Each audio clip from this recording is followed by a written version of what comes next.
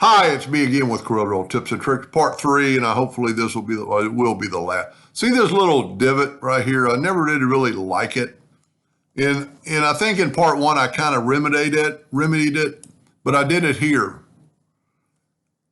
And it's pretty cool, and basically ran into a little bit of problem, so I thought I'd share it. This is if you didn't watch part 1 or 2, this is it. This is the culmination. If you watch part 1 and 2, you understand how we made that. But go up to edit and clone it. I have a hotkey, alternate L. And then I'm going to rotate that 90 degrees. And then I'm going to grab that node and put it right there on that node. I'm going to zoom in and make sure it's there, and it is.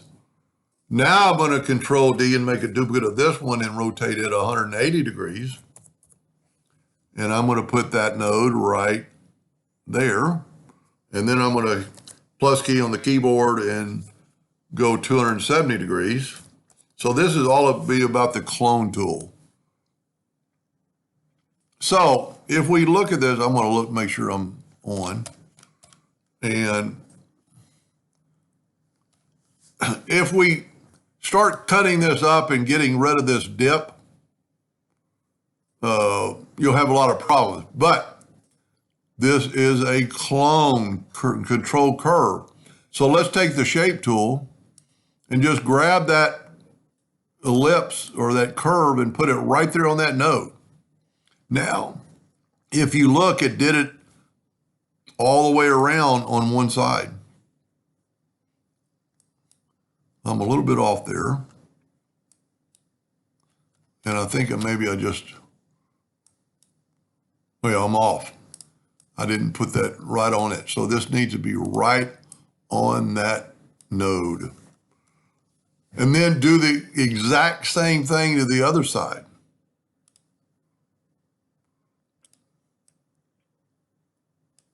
Now, the problem I ran into, and one of the reasons I kind of wanted to make the video, there's no weld tool. The weld tool is gone. Now I could probably go to object shaping and see the weld's gone. The weld's gone because this is a clone, and if I do anything to it, it's going to destroy it. So I've got my nudge factor. I'm going to set my nudge factor on 2 inches. I'm going to move the clone out of the way. Then I'm going to smart fill the clone and move it back down so it's no longer a clone. And now we can take this and the weld tool pops up and we can weld it. We still have to go back and delete them. If you want them, people might want them.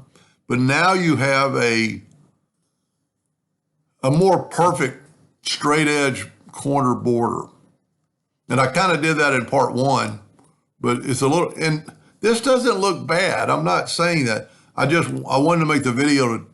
I never have tried to weld against a clone. And you have to kind of move the clone out of the way and put it back. But that is a pretty cool design.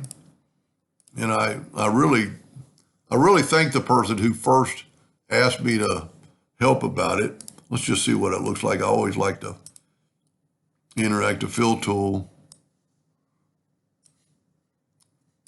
You see what it looks like. Move away the outline. Let's see what it looks like with a black background. Object order, back of page.